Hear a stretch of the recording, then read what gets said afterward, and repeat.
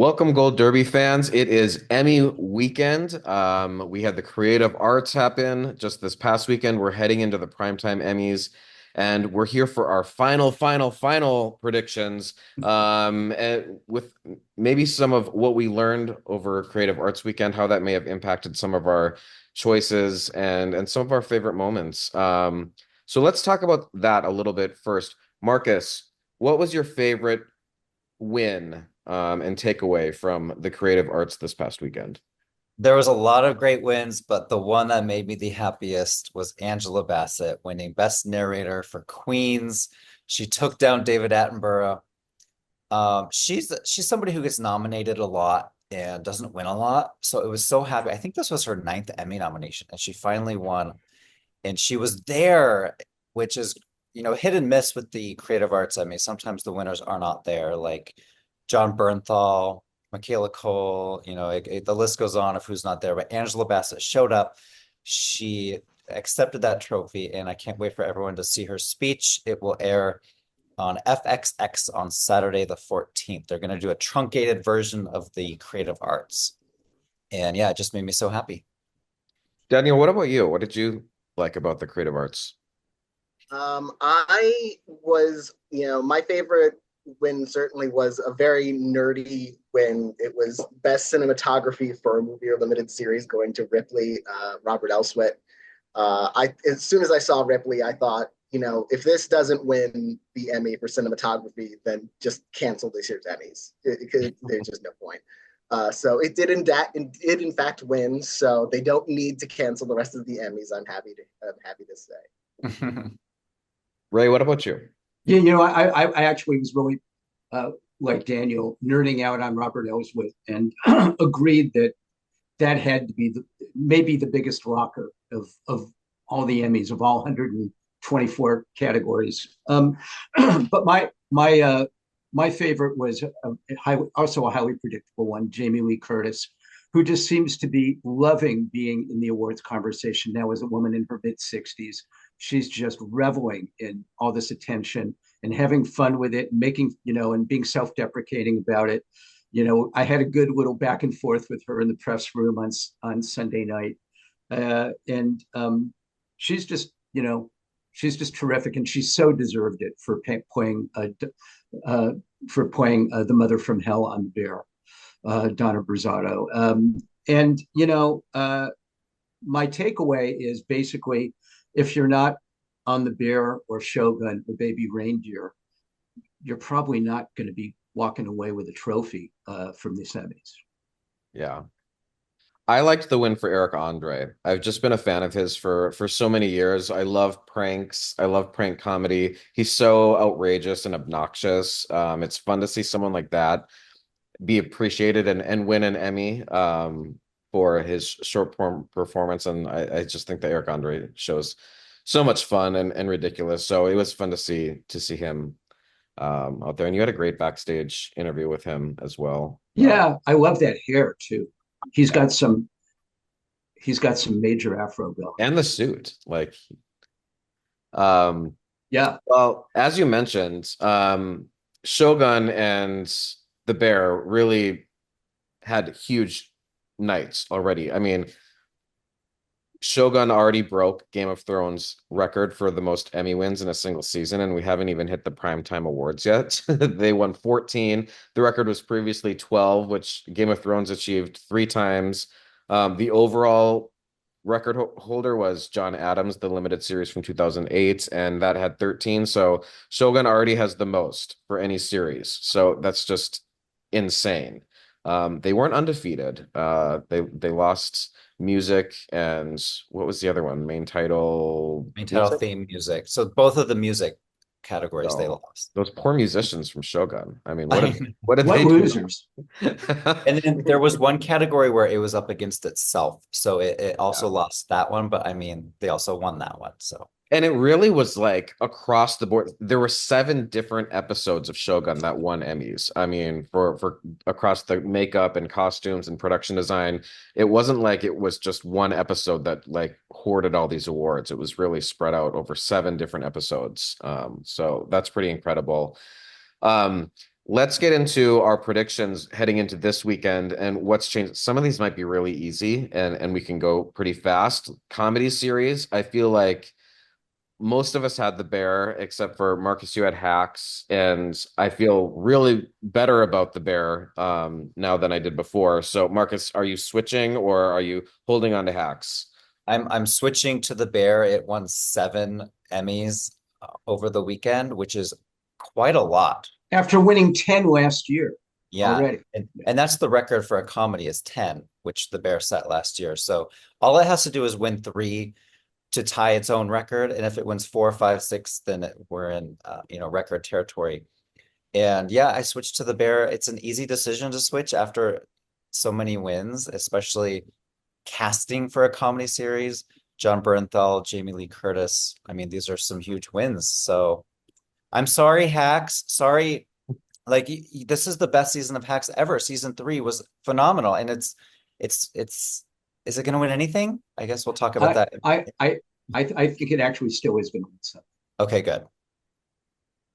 And no one else, I mean, we're all in a consensus on The Bear, correct? I don't want to all of us just No. say, Yeah, I'm trying we to don't need imagine. to all give a monologue about why The Bear is winning comedy. I'm trying to imagine what would happen if they said, and the winner is Curb Your Enthusiasm. So let's Not move this on. time. Comedy actress. Now, this is going to get interesting because we have Io Debris, who is the defending supporting actress champ, who's moved into lead. And then Jean Smart, who all of us had winning, I believe. And but now The Bear has done really well at Creative Arts. So is Io a bigger threat, or does Jean still have it in the bag? I'll go to you first on this, Ray. Yeah, I think Io is already run the course. She's already yesterday's news.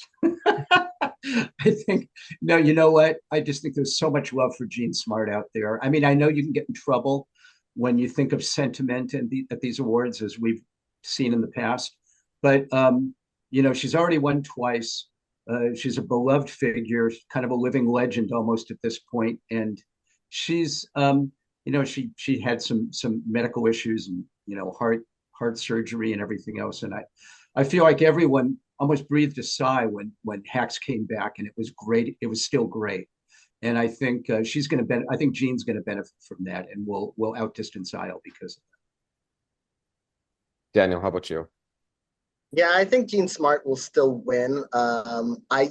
For a while I thought this was a close race, and then I'm like, no, Jean Smart's going to win it in the walk. Now I think it's back to being a pretty close race. I think Io after that, incredible creative arts run for The Bear. I think she's definitely a major threat. Like, she could win just on kind of like a bandwagon kind of, if they're just checking off The Bear everywhere, I don't see why they wouldn't check her.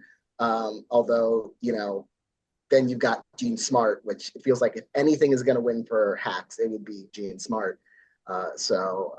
I'm going with Jean Smart, but I'm not as confident as I was last week. Marcus, same for you.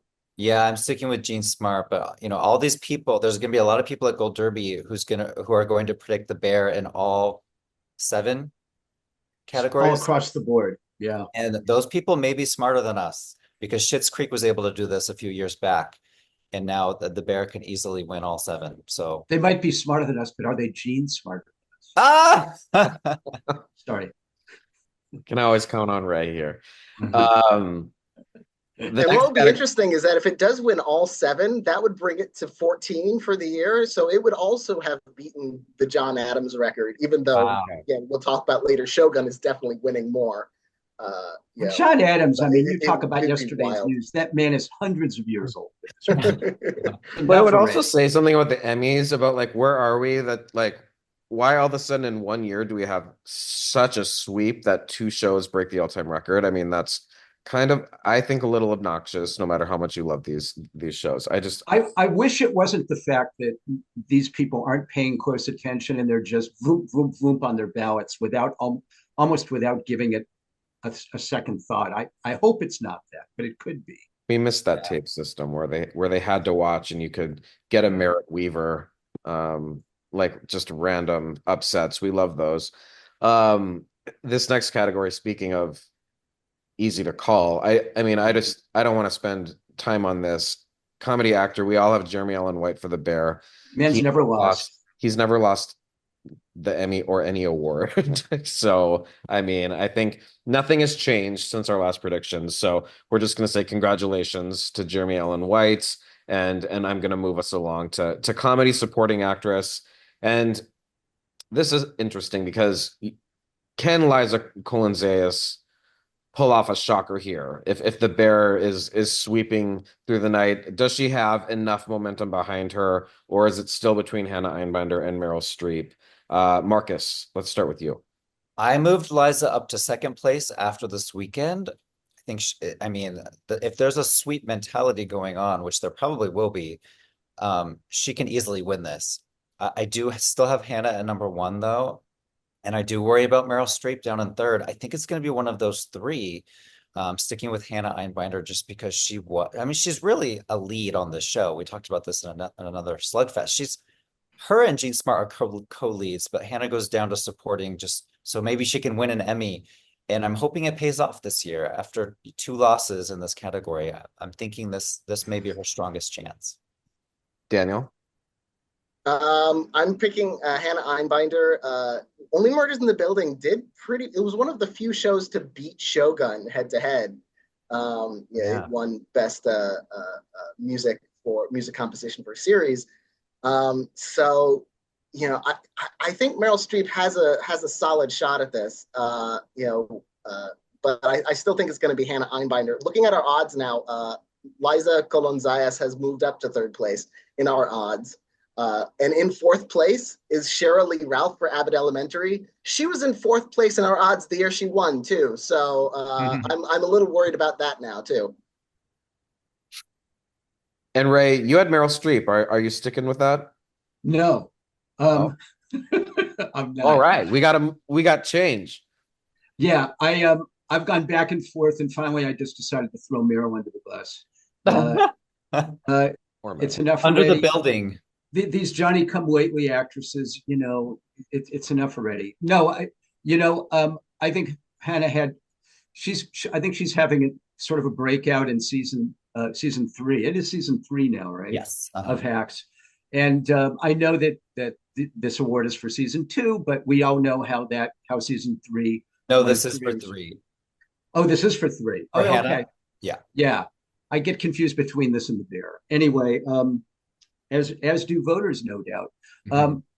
It's hard for me to pick anyone beating Meryl Streep just because she's Meryl Streep, but I think especially if Jean wins, I think Hannah is winning as well.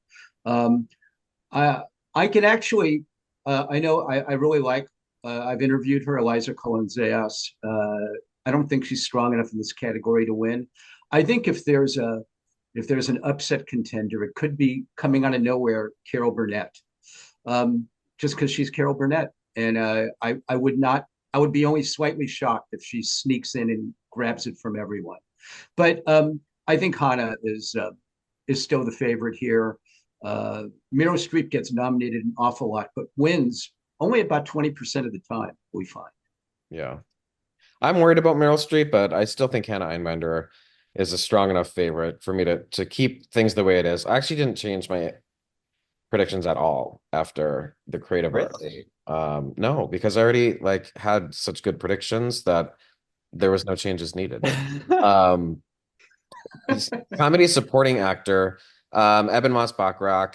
He's almost at the level of Jeremy Allen White, not quite maybe, but almost that sure of a thing. I mean, among these acting races, it's probably Jeremy Allen White's the safest. I would say Eben is probably second safest. Does anyone have any arguments to be made for anyone else pulling off any sort of upset here?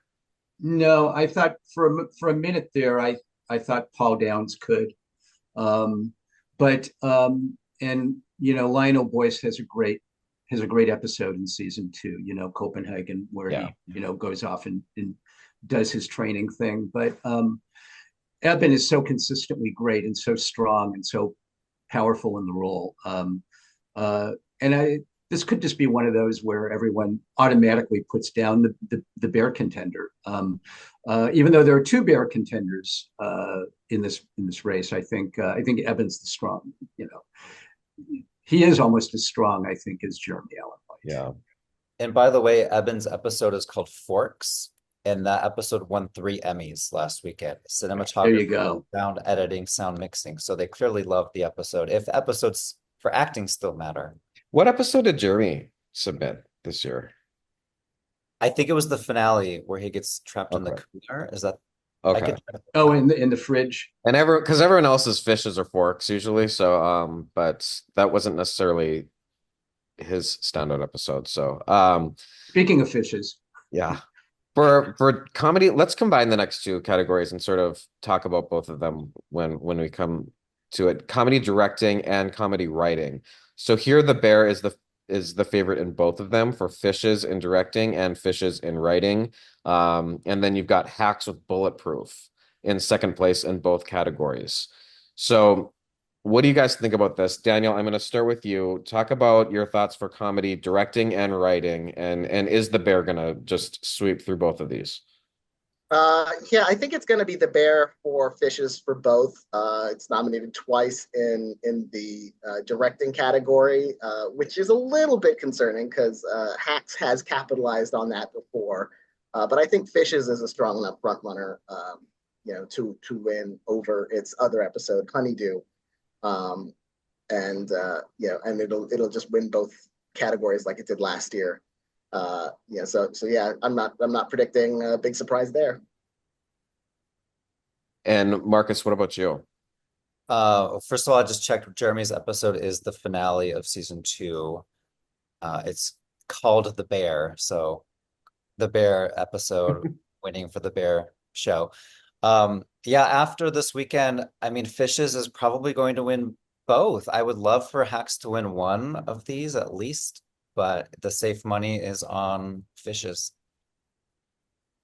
It's interesting because a lot of people think that Bulletproof from Hacks could win writing.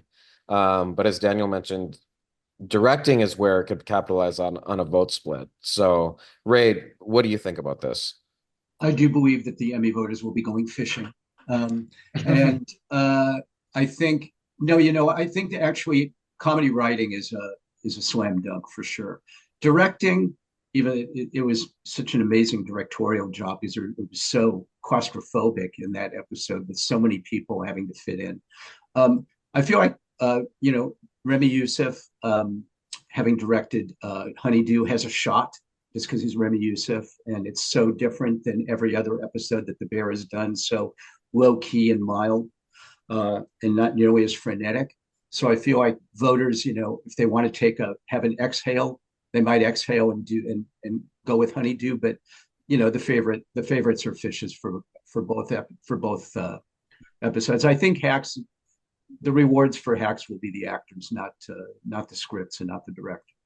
I mean, just when that Fishes episode came out and people started seeing it, everyone was talking about that episode. It's just I don't think there was any episode of any show that I've heard so much about as when Fishes came out, and everyone, Jamie Lee Curtis is a slam dunk, and of course she was, and she won, and John Bernthal won. So I think Fishes is looking pretty safe. And by the way, last year, the creator, Christopher Storer, he won producing, writing, and directing. He won all 3. And he wasn't there. I think he had COVID or something. Don't quote me on that. So this year, we're actually going to see him finally give a speech because he's nominated for producing, directing, and writing. But he does have a co-writer. So I'm hoping Joanna Callow maybe will give the writing speech, Christopher, and you can give the other 2. Right. Joanna Callow will be his co-showrunner. Yeah. That's right. He did have COVID last year. No COVID excuse this year. Come on. Well, moving into drama, I mean, we discussed this earlier. Shogun already has 14 Emmy Awards. So this will be jaw-dropping if this loses to anything. I still have The Crown in second place just because it's sort of the swan song season, and it's a series that voters have loved. But I mean, Shogun can't be beat. Does anyone have any arguments for anything else? Only Three Body Problem has a shot. No, no, at this point, it would be just about be the biggest upset in Emmy history, if anything, other than Shogun. Yeah. The Crown did win costumes last weekend and something else, and production design. Well, there's a bellwether. So at least it won two. I mean, this was a really good final season. So you're going to walk away with 2 Emmys, plus maybe Elizabeth Debicki. So maybe 3 Emmys. Do you think Kate's talking about having stopped chemotherapy will have well, actually voting's already long done, but uh, it would have been interesting if she had done that during the voting period, and seeing if that had any impact on the current royals versus the cinematic royals. Wow. Well, drama actress, this could get interesting. Most of us have Anna Sawai winning for Shogun. She is the front runner that people expect her to go along for the sweep. And then we've got Imelda Staunton for The Crown, who is the only queen who has not won an Emmy for playing the queen. So will they go with Imelda Staunton, or is Anna Sawai the lock that we think she is? Daniel. Yeah, I wouldn't call her a lock necessarily because we've only seen one actor from the show compete so far, Nestor Carbonell, who won guest actor this past weekend. So we don't know exactly fully how much the writers branch or the actors branch of the TV Academy is on board with Shogun. If they're going to go all in the way other branches have. So I wouldn't call her a lock. I would say Imelda Staunton does have a strong chance, but given everything we've seen in those other categories, those 14 wins, I'm not betting against her. Marcus, what about you? Can Imelda win here? Can Jennifer Aniston? Jennifer Aniston's show, The Morning Show, also won 2 Emmys for hair and makeup. So it's possible. I mean, they did like the season clearly. But I think Anna Sawai is as close to a lock as you can get without saying the word lock. Ray, you have Anna Sawai. Yeah, I think she's going to get carried along in the Shogun juggernaut. Imelda, yeah, is a fairly strong second, but Anna's is the runaway pick. Remember early in Emmy season where everybody thought Jennifer Aniston was the lock. I know, yeah. That was before Shogun premiered, and then all bets were off. But no, I think it's Yeah, things fluctuate. And speaking of that, I mean, Gary Oldman was the front runner before Shogun came along as well, and now Hiroyuki Sanada is the strong favorite. I have Hiroyuki winning. There are still a lot of people that think Gary Oldman can pull this off. He is an Oscar winner. He has a lot of prestige. He's the legendary actor of this category. He's finally nominated on the third season. I just don't see that coming to fruition for him. I think this is Sonata's to lose. Marcus, what do you think? Yeah, we didn't see a lot of love for slow horses last weekend. I mean, even Donald Glover, I mean, his show, Mr. and Mrs. Smith, won for stunts and for Michaela Cole as a guest star. So even that show, I would say, has more love in the Emmy among Emmy voters. But I mean, I can't go against Hiroyuki Sanada. I can't. I just can't. Sorry. Yeah. Ray, what about you? Yeah, I can't go against Hiroyuki either. Any category that Shogun is in at this point is the whoever is representing the show is the favorite. Although I would make the argument that of all of the acting categories that that Shogun is in and favored, this is the one that could possibly slip to the second pick, which is Gary Oldman. Yeah, because there's a lot of affection for him, and there's also kind of a narrative of him being overdue. Daniel? Hiroyuki Sanada for me too. I almost feel like he's like a little bit safer than Anna Sawai. Just because The Crown has a history of winning acting Emmys.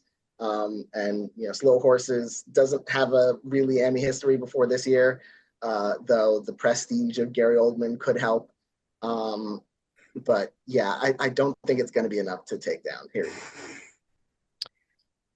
And speaking of no Shogun in a category, that brings us to drama supporting actress, where Elizabeth Debicki has a clear path to victory. There's no Shogun standing in her way. She is Princess Diana in The Crown. She has won the Critics' Choice, the Golden Globe.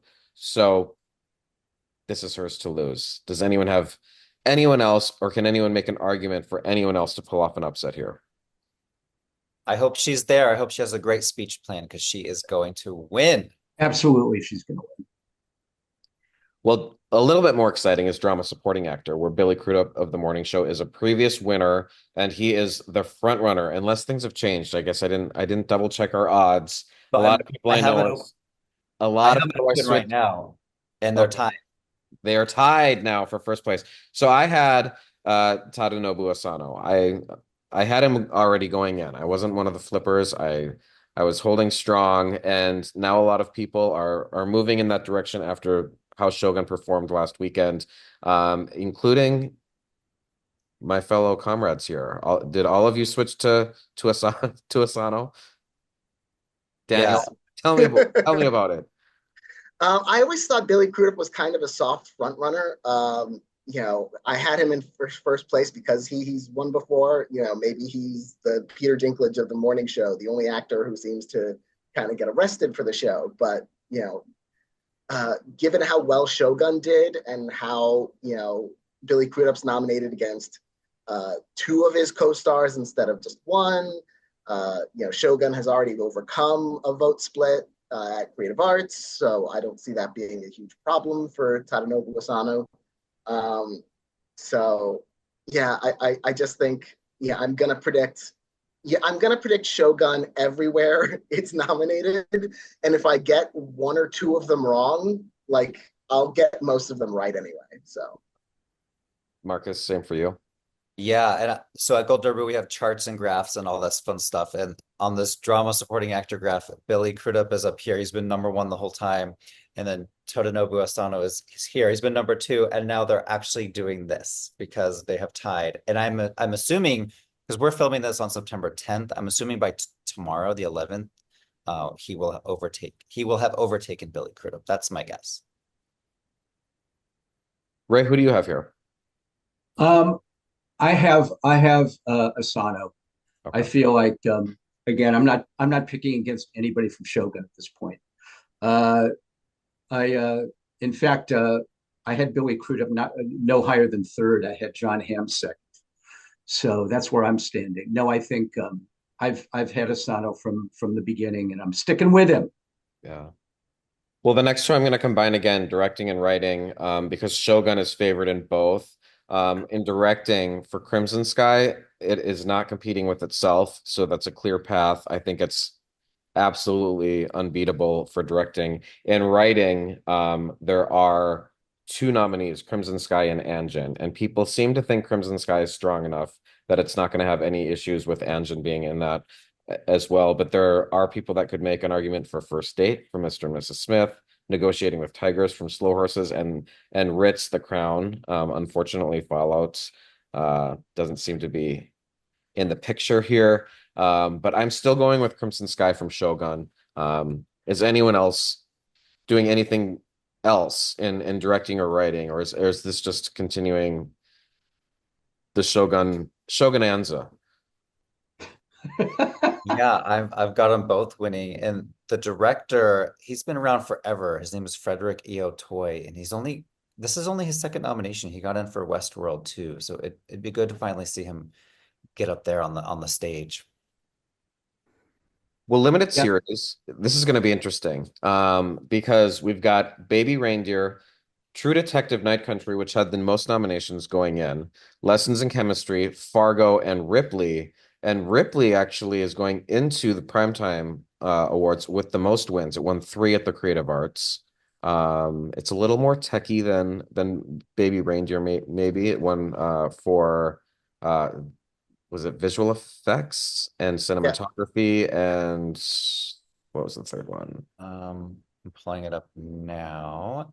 But I Cinema. Baby, think it was one of the sound categories. okay, so sound. But Baby Sound. Reindeer, it's more of a straightforward story. I don't think that's going to hurt it. I think Baby Reindeer is still the front runner here, and I'm going that way. Um, what about you, Ray? Yeah, I'm not going to vote against Baby Reindeer here for limited series, even though I thought Ripley was a slam dunk when I saw it. But and it makes sense that it would win the most craft categories because it's so impeccably produced. And as Daniel would vouch, the cinematography is Oscar level. But I don't think that's going. Baby Reindeer was a phenomenon when it was released, and it's still winning fans as a phenomenon, and it's certainly the most unique limited series we've seen in several years due to the subject matter and the just the way it was made. I think Baby Reindeer is staying on top. Marcus? Yeah, Baby Reindeer won the casting award, and that's a huge bellwether for what's going to happen in series. It also won picture editing too, so it did win one of those little tech trophies.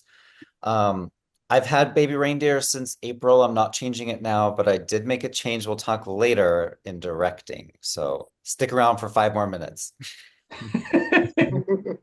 Daniel, you're sticking with Baby Reindeer here.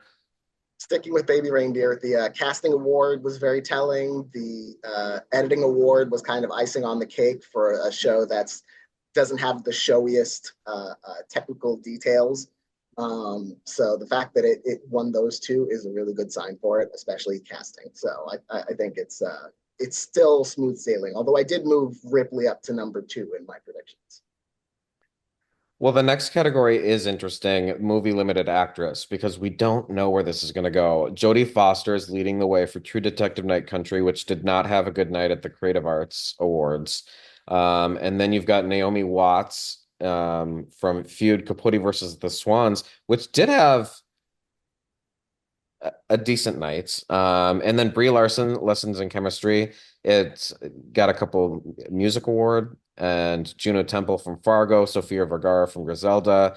This is sort of a wide open race. I still have Jodie Foster out front. I have Naomi Watts in second just because, as our contributing writer Jack Mahanes wrote in an article for us, she had so much support, or this series had so much support from the actors branch. There's an actor from Feud in every acting category here. So the actors clearly love it. They're voting for this. She's a movie star. There are arguments to be made for her. But there are arguments for Brie as well. I'm starting to feel like Juno and Sophia are the bottom two for me. I think it's really between Jodie, Naomi, and Brie. What do you think about this, Marcus? I have had Brie for a couple of months now, and if True Detective had won some awards last weekend, I may have been persuaded to switch to Jodie Foster, but it went 0 for 13 last weekend, and it Yeah. has six more at the main ceremony on Sunday. So it's hard for me to switch to something that lost that much. In Lessons in Chemistry, I know it only won one, and I'm trying to remember what. It was music. Music Music. Okay. composition. So I mean, the music and the actress races don't like correlate really, but I mean, it's on the board, Lessons in Chemistry, and I just think that this is Brie Larson's time to take home an Emmy to go along with her Oscar. She'll be halfway to EGOT. And Daniel, are you with me on Jodie and on Confidence? Yeah, Jody, and completely lacking in confidence. Yeah. I think at Creative Arts, these five nominated programs won like two. I think. Did Feud win more than one? I think it won. It At won most, it won two.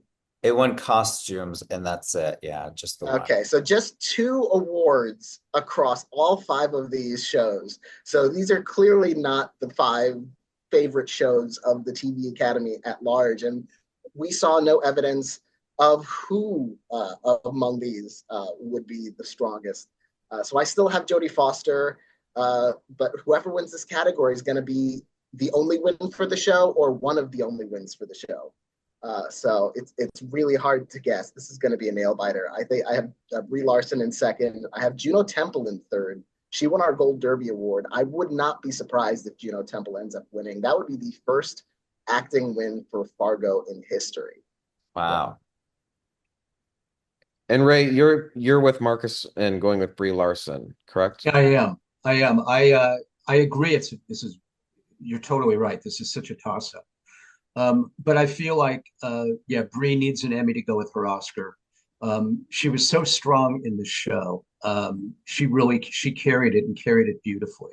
And I think it's an underrated, underappreciated series. I really got into it, really loved it. And she just dominated. And I feel like anyone that actually bothered to watch these, which you never know who actually watched anything that even if they voted for, would go with Brie. Although, and I would actually, if I was picking a second, it would be Juno. I feel like she was really great in Fargo. Yeah. I loved Juno and Fargo. If I was an Emmy Yeah. vote, I would be voting for her. And just to give her some hope, I've heard people also say they think Sofia Vergara could win. Just for It's great. It's a transformative performance. It's a real person. She's a little gangster. We're used to seeing her in comedy, so it's a transformation for her for sure. And she's on America's Got Talent, so if she doesn't win the Emmy, she can still win a Golden Buzzer.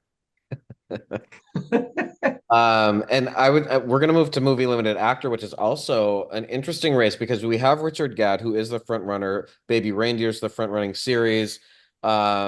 But he's got competition here. I think this is a really interesting category where I wouldn't be shocked if there was an upset. I'm not bold enough to predict one. I'm predicting Richard Gadd for Baby Reindeer, but I'm not going to be surprised to see Andrew Scott win for Ripley. Marcus has given great arguments for Tom Hollander and Feud, and even John Hamm and Fargo, Matt Bomer and Fellow Travelers. These are all great options. I honestly wouldn't be shocked if anyone. But I'm gonna stick with Richard Gadd for Baby Reindeer. Marcus, you had Tom Hollander as of a week ago. Are you still there? I'm still there, and when it won the Emmy for period costumes, I kind of felt not vindicated, but I felt like, okay, so there is love for the show. I'm not crazy. And it did get in for all 4 acting nominations. I'm talking about Feud. So the acting branch loves it. And of course, Richard Gadd is the front runner, and he did phenomenal on that show. But this is one where I'm putting my 500-point bet, and I'm probably going to be wrong, but at least I have the right reasons to be wrong. Daniel? I've got Richard Gadd. I think this is I've always thought this is kind of a two-way race. Sorry, Tom Hollander. I think this is between Richard Gadd and Andrew Scott. Both shows had the most love at Creative Arts. Richard Gadd has, I would say, a flashier performance. Certainly in episode 4, where he breaks down on stage. I think that's episode 4. And it is episode 4. Okay, but Andrew Scott is like in basically every frame of Ripley. He's so dominating a presence in that, even though he's giving a more subtle performance. I think there's a lot of respect for him. I hope there's still a lot of shame in Academy members for snubbing him as hot priest. So there might be residual love from his past work. He was just in All of Us Strangers, the film that he should have been nominated for an Oscar for. So there's a lot of reason to think that Andrew Scott could upset, but I'm still going with Gadd on the basis of how strong Baby Reindeer is. I think it's going to be. And Ray, you have Gadd? I'm going with Gadd. I mean, he created the phenomenon as well as started it. Although, I have to say, every time I hear Tom Hollander, playing Capote, speaking in that series, he sounds so much like Truman Capote. It really is an amazing performance. And I don't even know if even though he's nominated here, I don't know that he's gotten enough kudos for that. In almost any other year, I would pick Tom Hollander. But this is a very strong category. I thought John Hamm was great. Matt Bomer was great. And Andrew Scott was transformational. He was so great in Ripley. This is it's not a toss-up because Richard Gadd is the clear front runner, but awfully strong performances. I'm worried a Oh, little that Andrew Scott's character is a little too creepy and subtle. So that's why I don't have him in the top two, just for me personally. Yeah. I think the only category we are confident in for limited series acting wise is supporting actress for Jessica Gunning in Baby Reindeer. I mean, she is the performance of all performances, and I mean, no one can make an argument against her. No, Anyone? she's a slam dunk. She's so good and so good that it's like if I had just had an actress and said, "Boy, I need to create a show around you. Here, how would you like to play this character?" I would start with her, even before they had the script. She was so great. It's too bad Nava Mel, who's also her co-supporting player here. Like, let's face it, Jessica Gunning is not a supporting player; she's a star in this thing. Right. And so Nava Mao is terrific also. And it would be a breakthrough to have a trans performer win. But nobody's beating Jessica Gunning this year. This would be off the scale upset. Especially someone else from Baby Reindeer. I mean, that would just be outrageous if she lost to someone in her own show. But supporting actor, now this category is crazy to me because it's almost the opposite. You've got all these people that it's like anyone could win. We have Jonathan Bailey, who's he's a surprisingly strong front runner for the lack of Emmy love for Fellow Travelers. I mean, and then in second place, we've got Robert Downey Jr. In The Sympathizer, and I think he's the show's only nomination. So we've got two people in shows that nobody in the Emmys seems to really love that much, leading our odds. And then if you go with the sweet mentality, it's Tom Goodman-Hill from Baby Reindeer. And I just thought he was a little too mean-spirited and unlikable, that character, to actually win for this. And Treat Williams from Feud, John Hawkes from True Detective, Lewis Pullman, Lessons in Chemistry, and Lamorne Morris for Fargo. It's a very bizarre category. I'm going with Jonathan Bailey just because he's the odds on front runner, but I also loved Fellow Travelers and I would love to see it win somewhere. And I love Jonathan Bailey, but I don't know about this category. Daniel, where are you going here? I'm going with Jonathan Bailey, and I honestly don't even know why at this point. It's I guess it's sort of like the Jessica Gunning situation where he is a co-lead in Fellow Travelers. In the supporting category, it's the flashiest performance. Arguably, Robert Downey Jr. is playing like 7 people. But it's a showy role. It's an emotional role. It's a huggable role. It sort of reminds me of Ben Whishaw for a very English Scandal a few years ago. That series didn't have a whole lot of support overall, but he still ended up winning for a very showy role. So I'm going with Bailey for that reason. So I think if there's going to be an upset from one of the nominees with a lot more support for their show as a whole, I'm looking at Lewis Pullman, and if he wins, that might be a sign that Brie Larson is winning later on in the night. I could see that happening, that twofer. But other than that, honestly, almost anyone could win this award. I really won't be too surprised if no matter who ends up taking this. And Bailey did win a Critics' Choice Award, so he has won something for this, which gives him a little bit of clout here in this front runner position. Ray or Marcus, do both of you have Jonathan Bailey as well? I do. Yeah. And I have no confidence in that at all. So I feel like it might be foolish going against anyone from Baby Reindeer, and think that Tom Goodman-Hill, despite the creepiness and unlikability of the character, could have broken through, and maybe again the win for casting was indicative of that there could be a close correlation. You know, yeah, I feel like it's even though anybody could take this, I feel like it's a toss up between Bailey and Goodman Hill.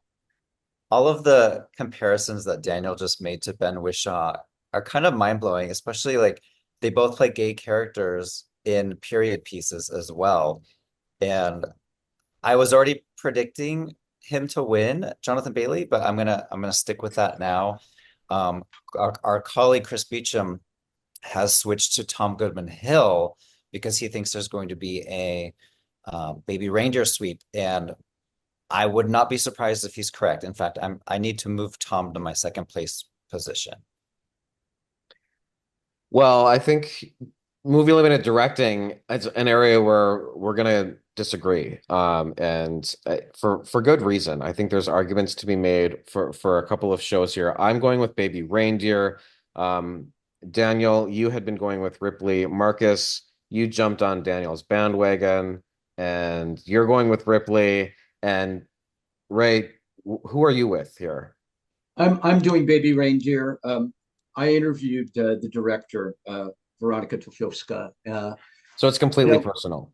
it is completely personal. It's only because I claim ownership of her. In keeping with the Baby Reindeer theme. No, it's so different. It stands out so much, episode 4 from the rest of the series, where it really is just this drug-induced, acid trip kind of an episode. And very, really, really powerful, very, very disturbing, even in a way that's so different. The rest of the show is really much more about Jessica Gunning and the stalking and Martha. But episode 4 is really about him, and it's a psychological study of someone who, and their self-loathing, and how that contributes to his fate. And I feel like that's going to come through in the directing way. And Daniel, make this argument for Ripley because it is compelling what you're going with here. Well, I was going with it initially just on kind of a hunch that we've seen upsets in the directing category before when it's a series nominated in its entirety for one director. It happened with Unorthodox, won this category. The Night Manager won this category. So I think that was why I was originally going with that hunch. And now I feel actually a little bit better about it because Ripley won those three Emmys at Creative Arts. It is the more technical show. It feels like the more directed piece. A lot of times at award shows, it's the most of anything. It's the most directed of these top contenders. So that's why I'm going with Ripley. It's certainly the showiest, the flashiest achievement of directing, and it's nominated for the whole series. Yeah. Well, and this is my argument that it's pretty unprecedented for directing and limited series to split unless the directing for the limited series has multiple nominees. So you mentioned, The Night Manager. You mentioned what was the other one? Unorthodox. Unorthodox beat The Watchmen, which won limited series. The Watchmen had 3 nominees for directing that year, so it was splitting votes. Night Manager, I believe, lost to O.J. Simpson. Is that year? I think so. Or did I go way back? But that one also had multiple nominees for directing. Baby Reindeer doesn't have multiple nominees. And if you look at the history, directing and Best Limited Series have always gone together unless the director had multiple nominees in the category. So I'm just going with statistics here. I'm taking everything else out of it.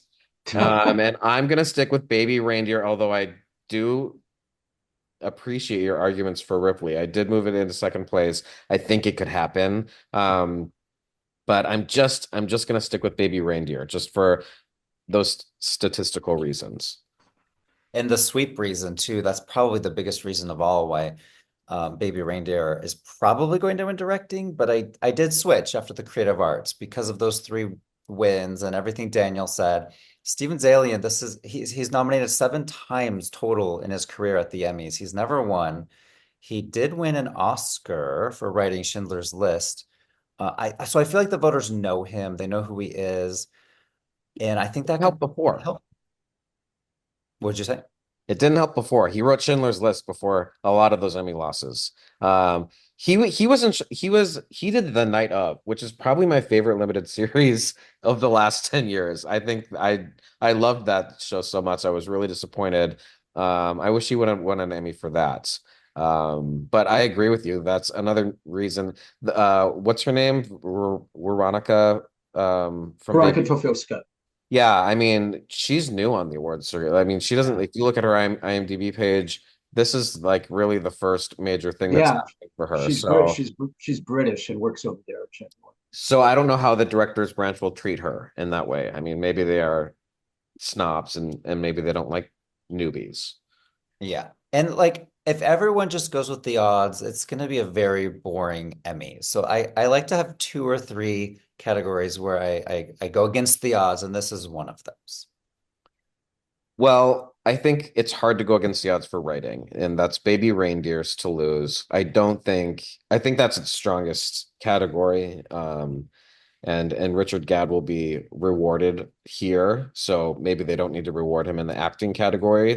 So that could be ripe for an upset. But I mean, nobody really has an argument to make against Baby Reindeer winning among us four at No, least, correct? no. No. Yeah, I think he's got this. And he's up for every episode, not just, one. Yeah. Wrote the whole series by himself, right? I mean, there's no Yeah. co-writer. Yeah. No, just him. There could be some drama in the competition program because we saw Ellen Cumming dethrone RuPaul for best host at the Creative Arts.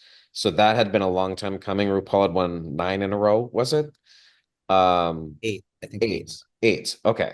And RuPaul's Drag Race has lost this before. They lost to Lizzo a couple years ago, even though RuPaul had still been winning. So now a lot of people have switched to the Traitors winning this since Ellen Cummings went. I'm sticking with RuPaul's Drag Race. I might be stubborn for this. I don't know if this is going to come back to bite me, but I just still feel like the Traitors is kind of still viewed as maybe like a little bit of trashy, in a good way that I love and consume. But it stars all these reality stars. And I feel like Alan Cumming as a host can be separated because he's such a high prestige actor. He really gives a performance. And I think like our Gold Derby Awards, which awarded Alan Cumming and RuPaul's Drag Race for host and competitive program respectively, I think the Emmys could go the same way. So I'm going to stick with RuPaul's Drag Race. Is anyone going over to the Traitors? I've already switched twice just since we've been talking. It's going to be one of these two. I mean, flip a coin on Emmy night and maybe you'll get it right. Yeah, I'm sticking with Drag Race also, but that could go back and forth several times over the next few hours. I will say though, RuPaul's Drag Race had 7 nominations last week at the Creative Arts, and it lost all 7, which was quite shocking. I don't know if that's ever happened for RuPaul before for the show, but yeah, like Denton said, even though Alan Cumming beat RuPaul in the host category, that doesn't necessarily translate to the series race. So I don't know what I'm going to do. Right now, I have RuPaul winning series. I could switch. I mean, Jeff Probst used to always win and Survivor didn't, right? So, Yeah. And The Voice won editing. The Voice has won this category before. So I actually moved The Voice up to third place after that editing win, although I don't think it's gonna be the winner of this category. Daniel, you're still with RuPaul as well? Yeah, I'm sticking with RuPaul's Drag Race. The Traitors doesn't have that kind of uplifting quality that Lizzo's show had. I don't know that it beats Drag Race here. I am a little, even though it was, reality contestants this past season, I'm still thinking that it should have gotten in for, still think it should have gotten in for casting. and and it didn't. So I'm sticking with RuPaul. But I think the issue is that there wasn't really casting, right? It's like all in negotiation because even when Traders won casting a couple years ago, the previous year, it won for casting the unknowns. And that season it was half unknowns and half like a third celebrities and two-thirds unknowns or something like that. But it was for casting those unknowns. And when I spoke with the casting director that won, she had said, those celebrities, they have their own, people negotiate. So I don't know what it was necessarily eligible for in the casting category. So that might have something to do with that as well. Ray, what do you think about this category? I think Drag Race is going to still take it, but Traders has the fact that it did lose all seven at the Creative Arts is indicative of something, but I'm not sure what. It's not as if the Academy and voters are going to wholesale turn against RuPaul. They love him and embrace him so much, and I feel like maybe it was almost like, tossing a little cookie to to the Traders, to give it to Ellen Cumming, and then they're going to come back to their first love, RuPaul, for the program category. But what had been winning editing? Had RuPaul won editing previously the last couple of years, or what was like? Is that strange that The Voice won this? Like, I'm starting to get a little nervous now. Like, maybe I should switch to the Traders. Like, who was winning that editing prize? Did RuPaul really lose? I'm pulling it up now. Okay, and while he's pulling that up, I actually, because I was curious of what Denton said, I pulled up the casting ballot for the nominations round. And the Traders isn't on it. So yeah, it wasn't eligible. See, this is all making me very, very uncomfortable. I think I might actually switch. So RuPaul's Drag Race won the editing prize last year, and it won the series prize. 2 years ago, Lizzo's Watch Out for the Big Girls won the editing prize and the series prize. The year before, the 2 years before, RuPaul's Drag Race 2020 and 2021, it won editing and series. So there seems to be a connection between editing and So The series. Voice is winning. Which means The Voice is winning competition. Oh my God, what if RuPaul's Drag Race and the Traders is just so split that The Voice does slide in? I mean, that would be a shocker. That's The Amazing Race used to win this every year. So editing and program have gone together every year. For the past 1, 2, 3, 4. But then before that, Queer Eye won, which is not even eligible for competition. Okay, well, it really says something that RuPaul's Drag Race lost editing after it had won that much. I think I'm gonna switch to the Traders. I'm just gonna go for it. I'm too uncomfortable now with all of these losses. Maybe I'll regret it, but I'm gonna go for it. Anyone with me, or y'all gonna hold strong? We'll see where I go. I'm holding strong for the next 10 minutes. All right. Yeah, I'll be we'll the see only where I go friend. this weekend. I'm sticking with RuPaul for now, but by the time Emmy day rolls around and I've got like 15 minutes to, update my predictions, I might change. But I think I'll probably end up sticking with it. But I have something else to add. The Traders was snubbed in editing. It didn't even get a nomination. Ugh. So that complicates. Wait, Okay. was it on the ballot? Maybe it wasn't on the ballot. I don't Hold know. on. All right, Daniel, you look up the editing ballot while I move on. Variety Talk series, The Daily Show, Late Show with Stephen Colbert, Jimmy Kimmel Live, Late Night with Seth Meyers. I think we all have The Daily Show. The Daily Show is a pretty popular Variety Talk series. Won last year with Trevor Noah. It won 1,000 million times with Jon Stewart, and it's a format that almost the host helps. Obviously, Jon Stewart helps, but it's almost irrelevant to the format. The format itself is what wins.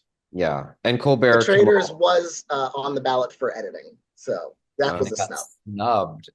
Okay, I'm sticking with RuPaul then. And the Traders was nominated for cinematography, which is not really a RuPaul's Drag Race kind of thing. Okay, maybe I'm gonna simmer down and I'm gonna leave RuPaul alone for now. I'm not gonna make the leap as we speak, but I'm gonna let it simmer. But getting back to Variety Talk series, Colbert, Kimmel, Seth Meyers, these are all people that lose every year. So I think we're in agreement about the Daily Show. yeah, I mean, does anyone? And the Daily Show won editing. So Yeah. Wow.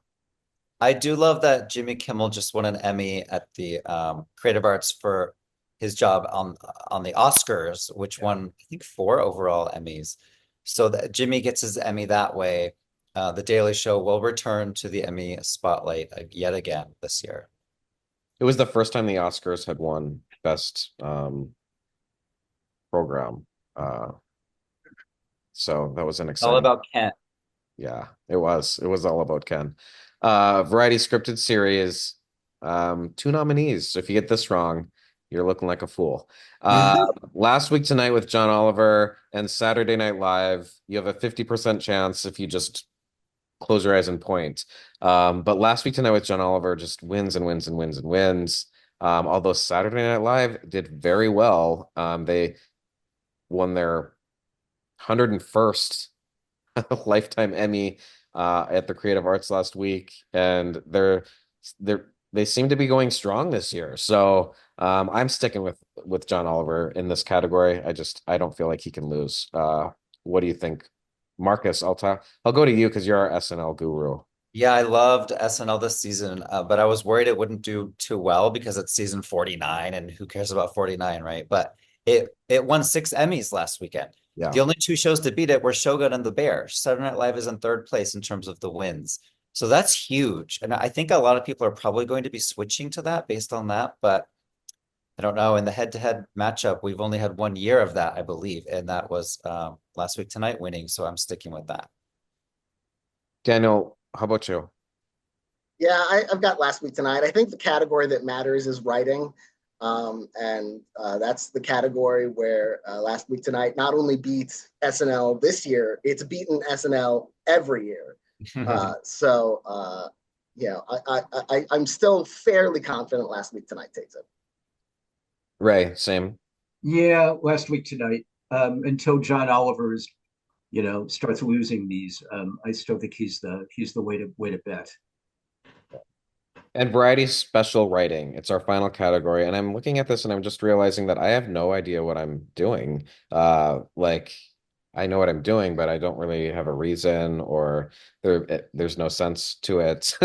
I'm just going with the odds. I have Alex Edelman for Just for Us. But I don't really know why he's our leader. I think he asked Marcus why he was the front runner when you met him. So why is he the front runner? And should I keep him there, Marcus? That's a great question. I still need to binge these 4 Yeah. stand-up specials. Of course, I've already seen the Oscars, and I think we talked about this previously, how it's the apple in the bag of oranges or whatever fruits are to your fancy. I mean, the Oscars is the only award show here, and it just won, was it 4? Let me double check. Yeah, 4 Emmys for the Oscars. I mean, is it going to be 5? It seems like I should switch to the Oscars. What, am I crazy? Could be. Daniel, what do you think? I've had Mike Birbiglia predicted in this category just because he's the name I'm most familiar with of the stand-ups. I'm thinking about the Oscars too, or just playing the odds. This might be a category where I just sort of wash my hands of and just go with the odds, sink or swim. Because it's so weird that none of the best written comedy specials were the best specials, and none of the best specials were the best written. It's weird. Stand up is all writing. It's from beginning to end. It's really baffling how you get a completely unique set of nominees in one category and the other. I